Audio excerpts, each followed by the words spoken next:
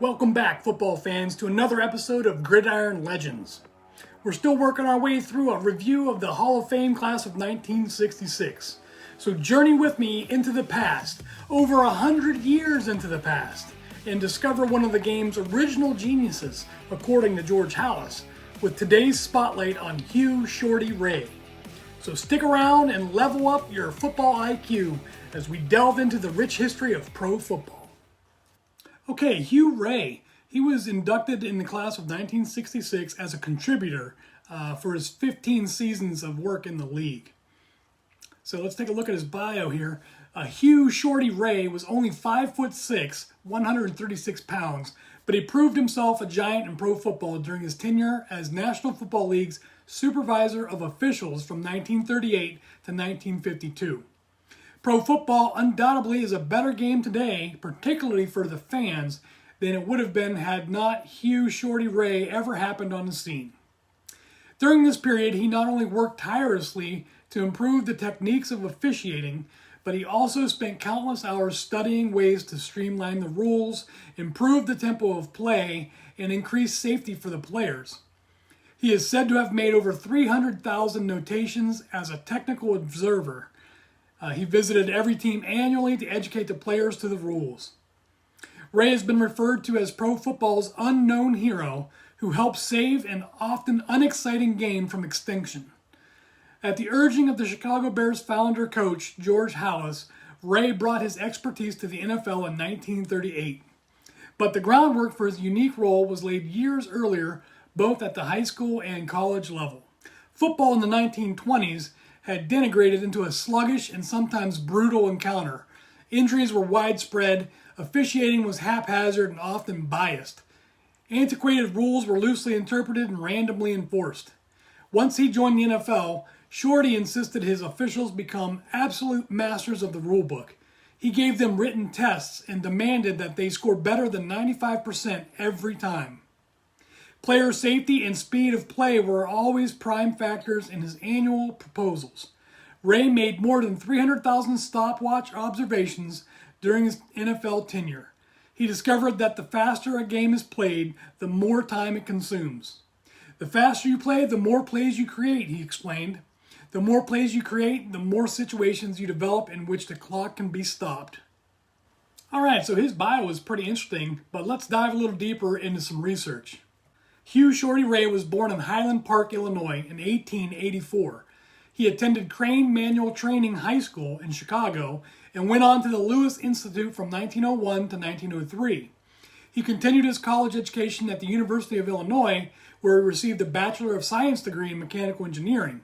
He played baseball, football, and basketball at Illinois and was captain of the 1905-06 basketball team. He reportedly beat University of Chicago football star Walter Eckersall in a 100-yard dash while attending Illinois.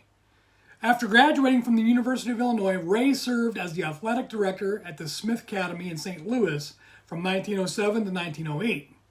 In 1909, he was hired as a mechanical drawing instructor at Wendell Phillips High School in Chicago.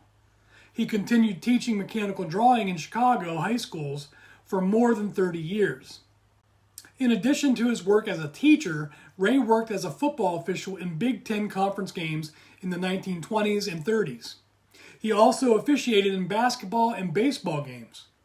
Ray helped organize the Athletic Officials Association, or the AOA, and organized rules clinics and written tests that were mandatory for members of the AOA. He was also the author of the High School Football Code and invented and copyrighted the Play Situation book, now called the Case Book. The Play Situations book taught the officials, coaches, and players the rules through example and standardized their implementation.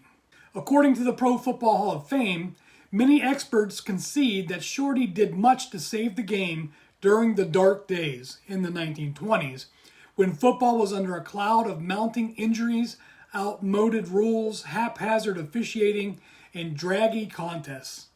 George Halas persuaded the NFL to hire Ray in 1938 to rewrite its rules book and train its officials.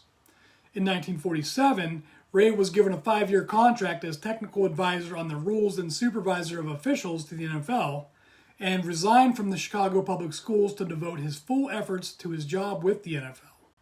He served as a technical advisor to the NFL and supervisor of officials until his retirement in 1952. Ray has been credited with making the forward pass an effective weapon by redesigning the ball. Ray also sought to increase the speed of play. He said, "The faster you play, the more plays you create." He directed officials to be prompt in recovering the ball and getting it into play again, and insisted that the 30 seconds allowed to put the ball in play be strictly enforced. With Ray's emphasis on faster play, the average number of plays per touchdown decreased from 48 in 1938 to 24 in 1945. Ray was also responsible for numerous rules changes, including the following. He changed the rules so that an incomplete pass was not a loss to the passing team. He developed the rule that the clock stops from the moment an incomplete pass hits the ground until play resumes. Ray's biography at the Pro Football Hall of Fame calls him pro football's unknown hero who helped save often unexciting game from extinction. George Halas said in 1949 that his role in hiring Ray was my greatest contribution to the National Football League, and later said of Ray, he was the smartest man in rules ever. He was a genius. In his later years, however, Ray was criticized for becoming overly technical, inundating his officials with memoranda, urging them to speed up play, call all fouls, and stop the clock. Under his guidance to speed up play, the NFL played a record 10,451 plays during the 1947 NFL season. However, penalties also increased to an average of 13 per game in 1951. Frustrated with the growing rate of penalties, a group of owners sought to have Ray fired, but loyalists, including George Halas, defended Ray. Ray resigned as the NFL's technical advisor in May of 1952. He said at the time that he no longer felt he could physically do the job. Wow. I mean, Shorty Ray. Very interesting to think about what may have happened to football had Shorty Ray not stepped in as a supervisor of officials. A sluggish tempo, an ill-suited ball, and constant fights and injuries may have doomed the sport. And to think this man made over 300,000 technical observations and began testing officials to be held at a high standard. I know it is very easy to rain insults on officials today for missing a call here or there, but the sport wouldn't even be around if not for Shorty Ray. Just so awesome to learn about some of the behind-the-scenes architects of the game. Thanks for joining me for today's trip into the past to learn about Shorty Ray, one of the members of the class of 1966 Hall of Famers. Thanks for watching, and I'll see you next time.